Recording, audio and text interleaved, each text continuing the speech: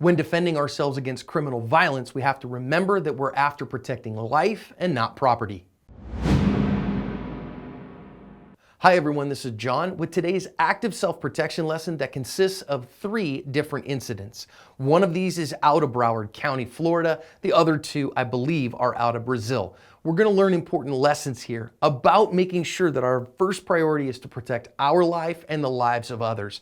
Then about transitional spaces and how fast attacks can happen in them. And then if we don't have attitude, skills, and plan, about the importance of knowing how to comply effectively. First, we have an armed robbery in Florida where these 2 guys come in and you can see the employee behind the counter, and the one guy at the counter with him just decides when the moment is right that he's going to pull a gun and hold it on the clerk. Now, the clerk keeps his cool here because his partner's going to come around. I've sped it up just a little bit and want into the cash register. And the clerk, again, just gives it to him. Now, 2-on-1, one of them's got a gun. If you don't have one yourself and you don't know how to launch a counter ambush, probably your best thing to do in this instance, just give them what they want, stay in your seat, comply, and hope for the best. Now, of course, I don't personally like, giving my security up to somebody who's willing to point a gun at me. But if you don't have attitude, skills, and plan, probably compliance is your best bet. And our clerk did a pretty good job of that here.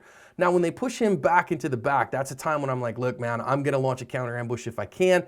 But he didn't have the opportunity to, and he gave them what they wanted. And thankfully, these guys weren't murderers. They were just robbers. So they take the stuff that they want and they run out the store. And compliance worked just fine in this instance. And so again, if you don't have attitude, skills, and plan, might be a good way to go. Our next one here is a carjacking on a goalie, a famous goalie for the Brazilian national soccer team.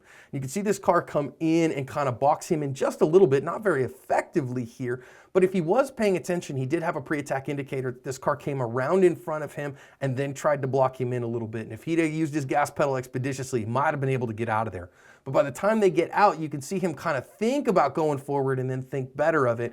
And if it's just a car, yeah, that's a really nice car that he has here, but it's insured. He can always get another one. And in that instance, without family members in the car or something like that, might be the wisest thing just to let it go so that you're not in that kind of an issue where they shoot at you while you're leaving or something like that. In this instance, he gives them the hands up. Hey, you guys take what you want. That's fine. Now, again, of course, if there were family members in the car, if you got your wife, your kids, elderly parents, something like that in the car, it might be a totally different story. You'd have to defend yourself. But if you don't have that stuff and it's just stuff, your best bet might be to comply. And he did here. They drive off with his very expensive car, which he can get a new one. He's wealthy. It's insured and all that stuff. And that's fine.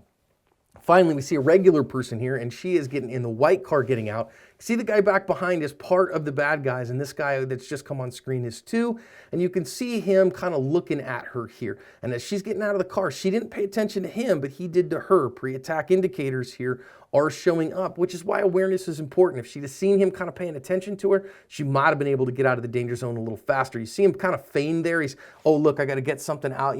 Something's going on with my ankle, while the other guy who had crossed the street starts coming back before him. It's kind of funny. They're wearing the same shirt. It looks like they're in uniform here.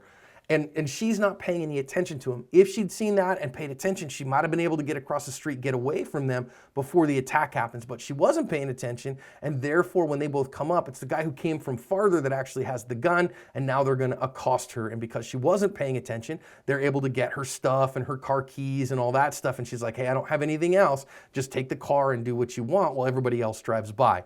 So again, when you fail the pre-attack indicators, then compliance may be your best solution. Thankfully, these guys didn't want to hurt her, but paying attention for the pre-attack indicators can be very important. Using them effectively to get out of the danger zone would be the better solution. But if you don't have attitude, skills, and plan, and you're not paying attention, compliance may be the best way to cover your ass.